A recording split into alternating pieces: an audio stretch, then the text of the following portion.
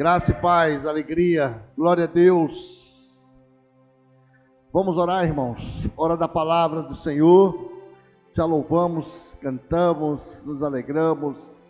Agora vamos aprender um pouquinho mais sobre a palavra do Senhor e aquilo que o Senhor tem para os nossos corações. Feche seus olhos. Pai, em nome de Jesus, nós te damos graças, Senhor, porque o Senhor é bom e abençoador e a sua misericórdia tem nos alcançado. Ser conosco, Deus, planta essa semente e que venha dar o fruto na estação. É a nossa oração no nome do Senhor Jesus. Amém. Queridos, queria encorajar vocês a acompanhar nessa leitura de João, Evangelho de João, capítulo 9, e vamos ler aqui alguns versículos iniciais, de 1 a 3. Se você não trouxe a Bíblia, chega perto de um que trouxe, nota.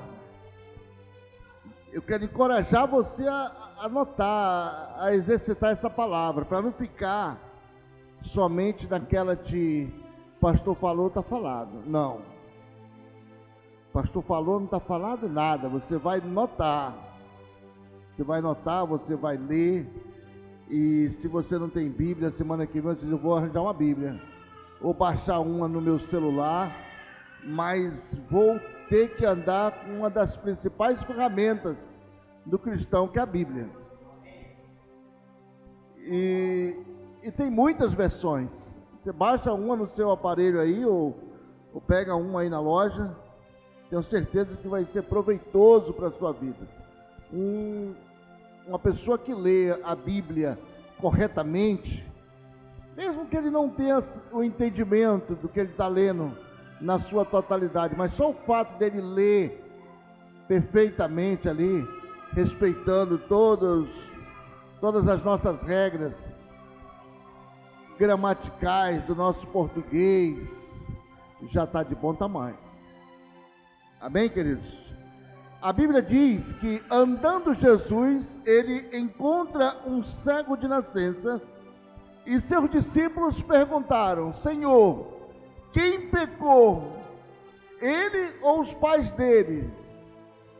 Então Jesus vai dizer: nem ele, nem os pais dele, mas para que se manifeste a glória do Senhor na sua vida. Diga glória a Deus.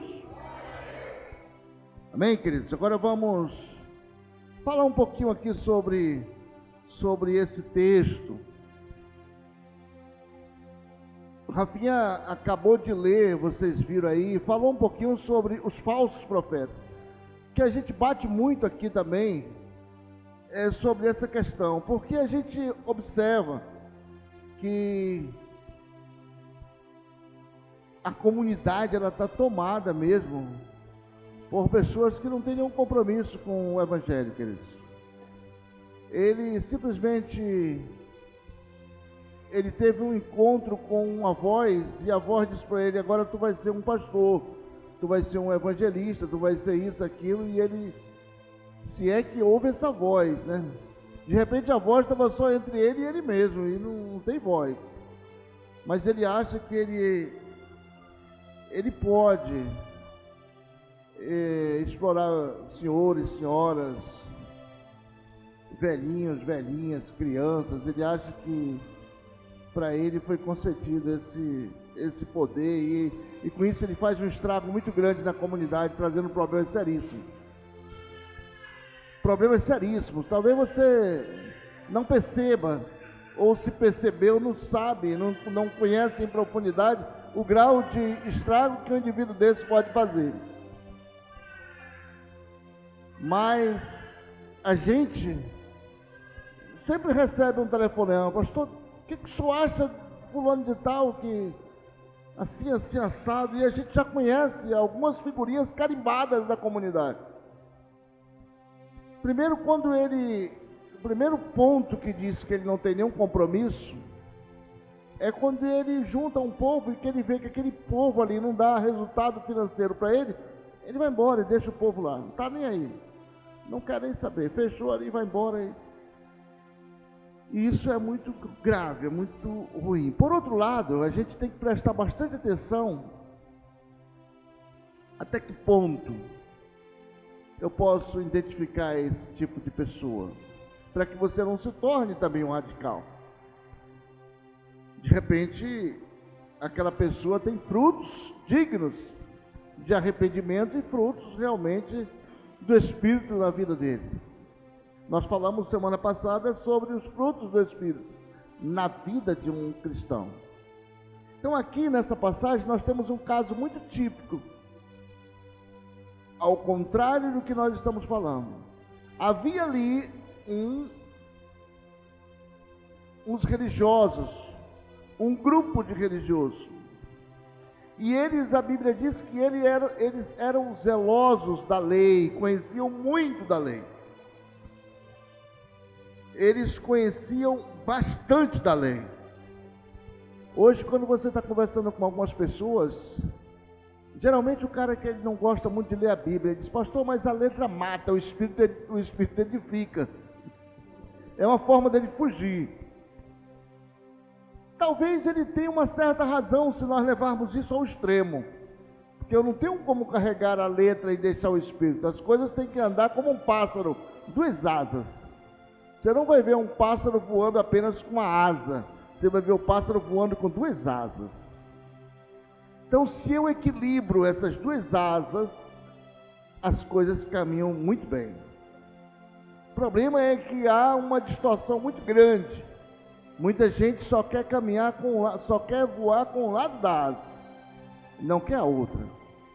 O outro quer voar com uma outra asa, esquece aqui. Então você precisa encontrar esse ponto de equilíbrio, para que você não se pegue lutando contra Deus, que foi o caso aqui dessa turma.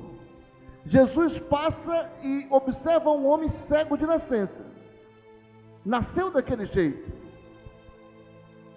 Então os discípulos vão perguntar para Jesus: mestre, quem pecou, foi ele ou os pais dele? E Jesus parece que ele gostava também de dar uma pressão nos religiosos. Ele já tinha, se você analisar, Jesus ele já gostava de chamar os religiosos só para fazer raiva. E os religiosos saíram dali fumaçando de raiva. Então ele chama alguns discípulos e diz: olha, a pergunta que vocês estão me fazendo, ela está errada. Você vai ver essa passagem lá na Bíblia da Mensagem. Se você tiver uma Bíblia chamada A Mensagem, a tradução vai dizer que Jesus questiona eles, dizendo: vocês estão me fazendo a pergunta errada. Não se trata de uma relação de causa e efeito. Como é que uma pessoa que nem nasceu pode já ter pecado? Aí já tinha um erro, um furo muito grande. Quem pecou foi ele ou os pais, para que ele nascesse assim? Bem, se o cara nasceu é porque ele não tinha o pecado. Então Jesus vai dizer que a chave estava errada, a virada ali estava errada. Não, nem ele, nem os pais deles.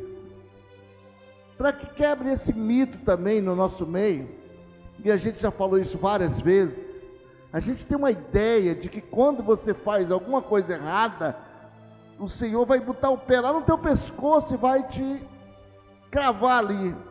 Não, queridos, Deus não é dessa maneira. Mas pastor, lá no Velho Testamento está assim. Não, cara, precisa sentar, precisa ler isso com calma e precisa aprender. Mas para aprender isso aí, você tem que dedicar relação com Deus. Você tem que dedicar relação. Deus não é esse Deus malvado. A Bíblia diz que Ele é um Deus de amor. Ele não vai cravar lá os seus filhos, não. Não vai jogar os filhos dele lá no fogo. Não é assim que funciona. Essa relação ela tem que ser cessada. Deus não é esse Deus que vai castigar o indivíduo. O que ocorre nesse caso? O que ocorre é que muitas vezes nós nos afastamos do nosso Criador e nós sofremos o dano. Quem não lembra aqui da parábola do filho pródigo que pegou toda a sua parte da herança e caiu fora? Não, eu vou viver minha vida, vou investir, vou ser um investidor e não quero mais nada com meu pai não, deixa ele seguir lá a vida dele lá. E o moleque foi, gastou tudo, dissolutamente, perdeu tudo, se viu numa condição muito triste, comendo restos de comida para porcos. Foi quando ele se lembrou, depois de alguns anos, que tinha um pai. Poxa, eu não preciso disso. Meu pai tem condições de vida muito boas. Eu vou voltar para ele. Eu sei que eu já peguei parte da herança, mas eu vou voltar lá não atrás de herança, mas atrás de pedir perdão dele, que ele possa me perdoar. E eu não quero nem que ele me aceite como um filho, mas como um de seus empregados. Ele reconheceu ali o erro dele e voltou para a casa do pai dele. A Bíblia diz que o pai dele, ao ver chegando, colocou um anel no seu dedo, roupas brancas e comemorou com uma grande festa. Esse é o nosso Deus, queridos. Esse é o nosso Deus, que fica aguardando todos os dias a pessoa voltar com o coração rasgado. Senhor, eu pequei contra ti, contra os céus, eu não sou digno de ser chamado de teu filho, mas me aceita como um dos teus criados. E a Bíblia diz que o Senhor recebeu ele não como um criado, mas como um filho. E é assim que o Senhor trata cada um de nós. Então não existe essa de que Deus está te castigando porque você cometeu um erro gravíssimo. Não. Você se afastou da presença do Senhor. Agora cabe você retornar para o Senhor. Então a gente tem esse estigma. Quem pecou, Senhor? Foi ele ou foi os pais dele que pecaram? Não, não é dessa maneira que funciona. Na matemática de Deus, não funciona dessa maneira. Então, se isso te incomoda, o caminho é esse aí. Muda a chave, porque não é dessa maneira. Deus não vai estar lá colocando o pé em cima do pescoço de ninguém, nem uma faca. Não. Você tem que retornar para o Senhor com o coração quebrantado, simplesmente isso. Então o Senhor vai ali e diz, olha, ele está nessa situação para que se manifeste nele a glória de Deus. E os discípulos ficaram assim pensando, mas o que é a glória de Deus que vai se manifestar na vida desse homem? Então Jesus vai, pega um pouco ali de saliva, isso para enfesar os fariseus. Pega um pouco de saliva, coloca um pouquinho de areia, faz uma argamassa ali, uma alma, e coloca no olho do cego, e o cego passa a ver. E ele disse, agora vai, te lava ali no tanque de Siloé, e tu está curado. O cego vai, se lava no tanque de Siloé, e cidade pequena, na época não tinha um WhatsApp, mas a conversa rodava rápido. Já passaram o fio para um, o outro já cantou a pedra ali, o homem, os sacerdotes religiosos chamaram ele. Escuta, eu soube que passou um camarada aí, um falso profeta, e te curou. Ele disse, rapaz, se ele era falso profeta, eu não sei não, só sei que agora eu estou vendo. Mas tu não está com ser vergonha, não, realmente era tu que ficava pedindo dinheiro lá embaixo, no templo, era eu mesmo, e agora tu está enxergando? Estou enxergando. Mas esse cara não é dos nossos, mas não pode te curar. Olha o perigo de você ter essa relação de não identificar uma pessoa de Deus. Então aquele homem que não tinha muito entendimento, mas a gente crê que inspirado ali por Deus, ele vai dizer para o sacerdote, olha, se ele é falso profeta, eu não sei, eu só sei que ele me curou e eu estou perfeito. Então liberaram aquele homem, mandaram chamar os pais dele.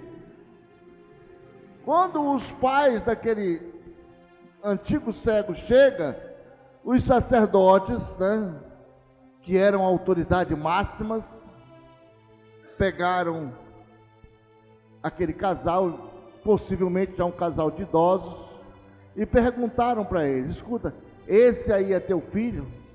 O que pedia dinheiro ali embaixo, que era cego? Sim, ele realmente é o nosso filho. E como é que ele veio? Ele disse: rapaz, eu não sei, ele já é de maior, já completou a maioridade, perguntem dele aí que ele vai responder para vocês direitinho. A gente não quer entrar nessa polêmica aqui com vocês não. E os velhinhos falaram isso porque sabiam que os sacerdotes eles eram cruéis, expulsavam da igreja, do templo.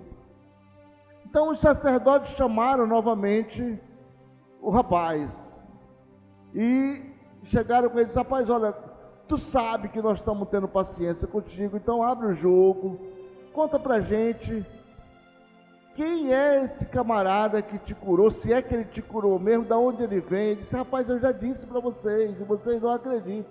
Porventura vocês querem ser discípulo deles? Para estar tão interessado? E aí os sacerdotes se estressaram e expulsaram aquele camarada de lá. Então, olha a relação, queridos, o perigo de você identificar uma pessoa, um falso profeta ou um homem de Deus. Uma outra ocasião, Jesus estava conversando com seus discípulos e alguns discípulos chegaram e disseram: mestre, tem um cara ali embaixo pregando no teu nome, devemos parar, devemos pedir para que ele pare? Ele disse: de maneira alguma, quem não ajunta comigo, espalha. Então, ali há um típico encontro de uma situação onde um povo que conhecia muito da lei, conhecia muito da Bíblia, porque existe esse outro extremo. Tem gente que conhece a Bíblia de capa a capa, sabe versículo por versículo, ele é um gênio da Bíblia, ele conhece tudo, mas ele não conhece uma coisa, queridos: ele não conhece o Deus da Bíblia. Ele conhece a Bíblia, mas ele não conhece o Deus daquela Bíblia. E esse era o extremo dos fariseus. Eles conheciam muito da lei, sabiam muito, mas esqueceram do outro lado daquela asa, de viver esse mundo espiritual. Eles já não estavam mais no mundo espiritual. Então ali Jesus vai mostrar para aquele povo que não é só a lei, não é só a letra, precisa de um lado espiritual. Nós estamos falando sobre esse assunto hoje para vocês, queridos, porque de repente você pode embarcar nessa canoa e dizer: não, agora eu vou para a Bíblia, e esquecer aquele lado espiritual. E a gente entende que o conhecimento é uma das principais ferramentas, de mudança na vida de um cristão. Olha, eu posso ser uma pessoa modesta, ser uma pessoa humilde, posso até morar num lugar muito modesto, mas tenho conhecimento. A pessoa pode falar isso: eu tenho conhecimento, eu tenho um relacionamento com o Deus que eu tenho esse conhecimento. Eu procurei desenvolver esse relacionamento com esse Deus, procurei estreitar ali essa relação com esse Deus, para que eu não venha a brigar com o Senhor, para que eu não me encontre pelejando contra Deus. A Bíblia diz: ai daquele que se encontra pelejando contra o Senhor. Então é preciso estreitar essa relação. Essa semana eu estava vendo um programa de televisão e eu encontrei dois padres católicos, teólogos católicos, padres teólogos, praticantes, porque nem todo padre é um praticante da teologia, tem aqueles padres ali que só misericórdia. Então esses dois padres pegaram um pastor de uma igreja pentecostal, levaram para um programa, deram um show de Bíblia. O pastor saiu de lá arrasado, triste, o pastor fracassado. Aliás, eu não creio que aquilo é um pastor. Mas pegaram esse camarada, mas deram uma surra de Bíblia neles. Ele saiu de lá zonzo. Por quê, queridos? Porque ele negligencia a palavra. Ele talvez esqueceu dessa intimidade com Deus. Talvez na luta do dia a dia, negligenciou a palavra. Tem cara que ele já diz: ah, isso aí eu já sei e tal. E vai tirando, de tempo, e quando ele é chamado a uma responsabilidade, ele deixa muito a desejar. E isso não é bom para um cristão. Quando Jesus foi levado até o deserto para ser tentado, a Bíblia diz que Satanás foi lá questionar com ele. Satanás é audacioso, é petulante, foi questionar. E o que Jesus dizia para Satanás? E Satanás, querido, é um conhecedor nato da palavra. Quem pensa que Satanás não conhece a palavra, está enganado, porque ele conhece muito da palavra. E quando Satanás dizia alguma coisa para o Senhor, ele dizia: está escrito isso, isso, e faz. Jesus disse: mas também está escrito, Satanás. E Satanás falava outra coisa, e Jesus dizia: mas também está escrito. Então a briga ali, a questão ali, foi na palavra, querido. A guerra ali foi na palavra. Tem ocasião que você vai ter que chamar mesmo na palavra. Você vai ter que puxar a responsabilidade para você pela palavra. E a palavra, ela edifica, queridos. Quando você conhece a palavra, verdadeiramente você é livre, você é liberto. Mas quando você não conhece, você se torna uma presa fácil. Eu vi aqueles dois padres humilhar aquele pastor ali. Ou seja, dois falsos profetas. E quando a gente fala em falso profeta, a gente precisa entender que o falso profeta, ele não é alguém que vem de fora, não. O falso profeta, ele está dentro da casa. Ele nasce nas bases do cristianismo. E ele tem argumento, querido.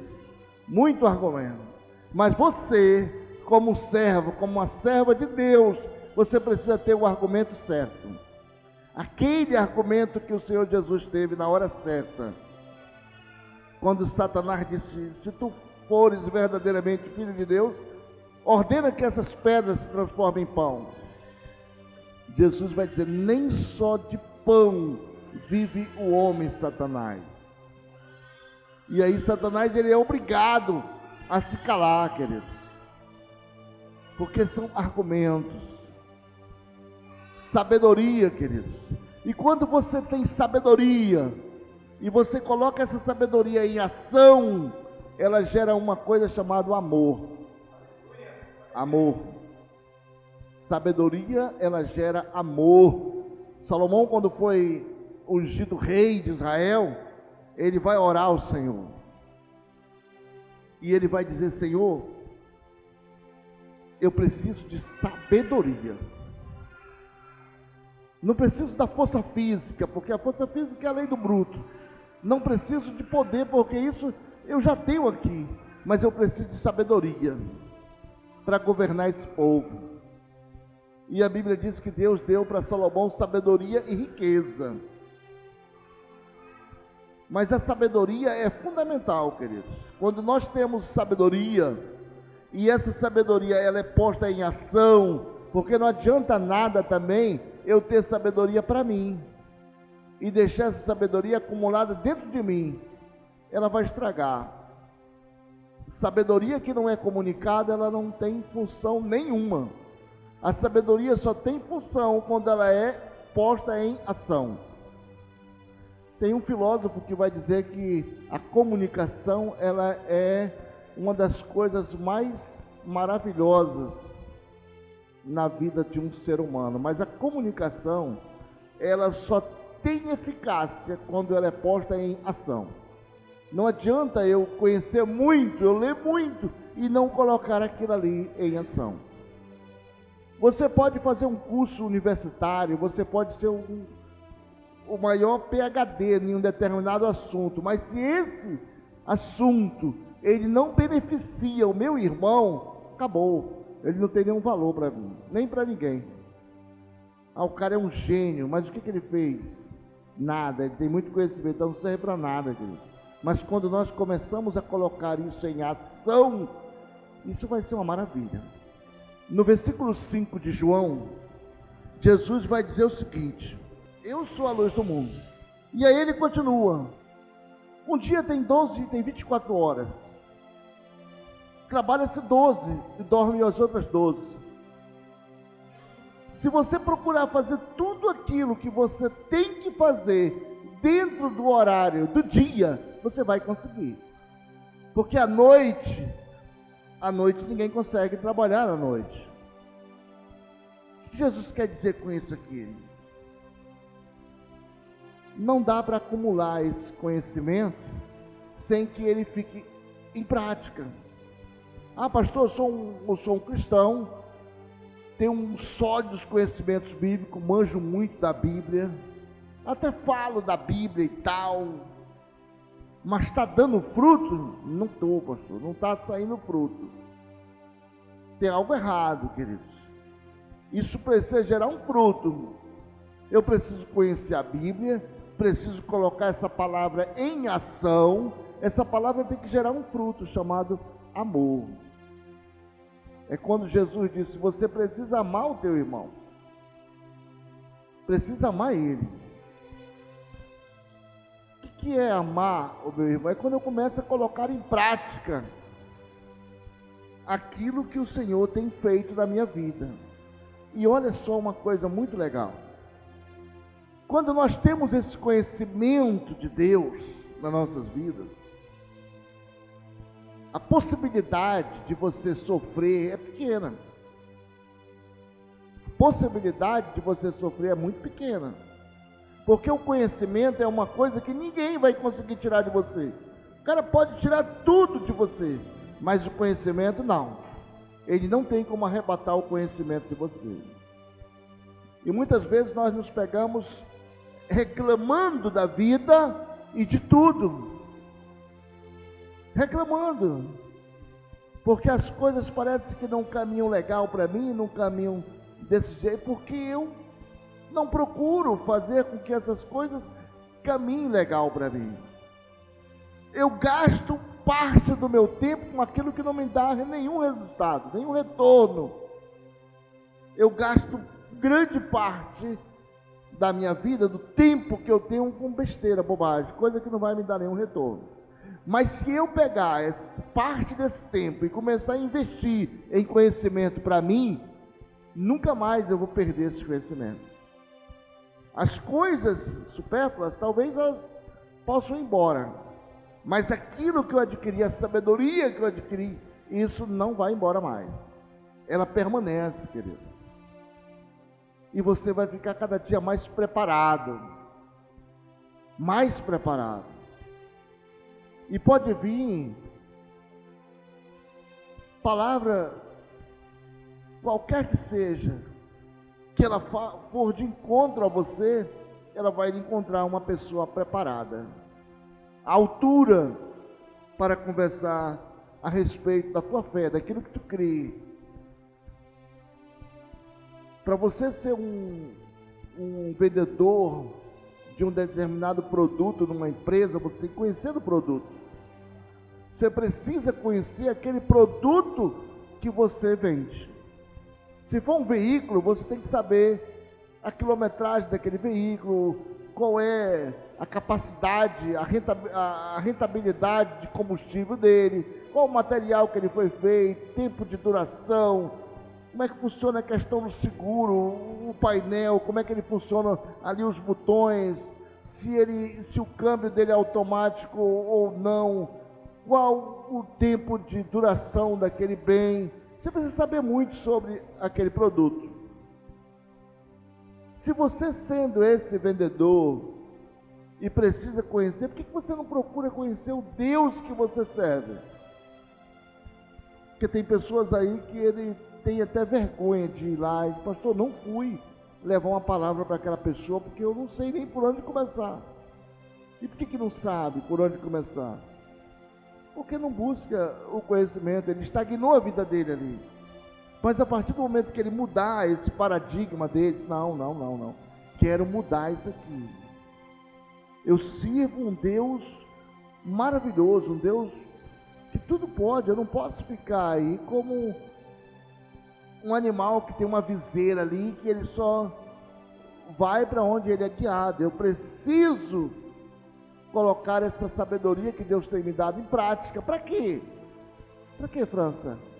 Para que se cumpra o que o Senhor Jesus disse lá no versículo 2 e 3. Não foi por conta dos teus pais, nem por tua causa, mas para que se manifeste em você a glória de Deus, querido. Isso é maravilhoso, querido. O Senhor vai olhar e dizer: ali minha serva, ela pode até não ter um carro maravilhoso, pode até não morar numa mansão, mas ela tem uma joia, o conhecimento. Ela tem um bem mais precioso do que isso. Ela tem o dom da sabedoria. Isso é maravilhoso, querido. Ali se manifesta nele, a glória do Senhor. Ali se manifesta a glória do Senhor. Como é bom quando você tem uma palavra para uma pessoa. Quando você sai daquele círculo e dá um passo de fé, um salto de fé, vai mais além. Senhor, eu preciso que o Senhor me use. Não quero ser um inútil, não quero ter uma vida fútil e inútil. Eu quero ser produtivo. Então coloca no meu coração a vontade, o desejo de te conhecer melhor e poder expressar esse conhecimento em forma de sabedoria. Isso é maravilhoso, queridos. Quando nós damos esse passo de fé, certamente as coisas vão começar a conspirar ao nosso favor. Quando você se predispõe: Senhor, eu quero. E não é fácil, querido. Não pense que é fácil. Não, tem preço. Você vai precisar renunciar a algumas coisas para poder aproveitar bem esse tempo. Vai precisar renunciar a algumas coisas que você talvez gosta, que é cômodo para você, mas vai precisar se dedicar a isso aí, se dedicar a essa causa. Paulo ansiava por sabedoria. Paulo apóstolo, ele ansiava por sabedoria, mas ele sabia que aquilo ali tinha um preço, a perseguição. E Paulo vai dizer: conheço um homem, não sei se em espírito ou fora do espírito, mas ele foi arrebatado até o terceiro céu, e ali ele viu coisas maravilhosas, coisas que ouvidos não ouviram, mente alguma é capaz de imaginar, e que o coração não sentiu. Ele viu coisas tremendas e maravilhosas. Mas Paulo disse também que na jornada desse conhecimento foi-lhe dado um espírito maligno, para que ele não viesse a elevar o espírito dele em altivez, e o espírito foi esbofeteando ele até o terceiro céu. Então não é fácil, queridos, não vem nada fácil. É com luta, é lágrima, choro, joelho no chão. É assim que a gente cresce. Aí sim você tem uma experiência com Deus. Não tem como comprar essa experiência, não existe essa possibilidade. Simon tentou comprar, mas ele se deu mal. Você só vai chegar a Deus, só vai chegar, estreitar esses relacionamentos, quando você verdadeiramente se predispor a pagar esse preço, a buscar esse conhecimento. E o Senhor vai dizer lá em Tiago: aquele que tem falta de sabedoria, peça-me, que eu dou sem questionar. Que Deus possa nos abençoar e nos encher de graça em graça, que faça resplandecer sobre nós o seu Espírito, e que todos os dias nós possamos estar diante dele, dizendo: Senhor, eis aqui o teu servo e a tua serva, Senhor, fala conosco, meu Deus, que nós estamos prontos a te ouvir. Amém.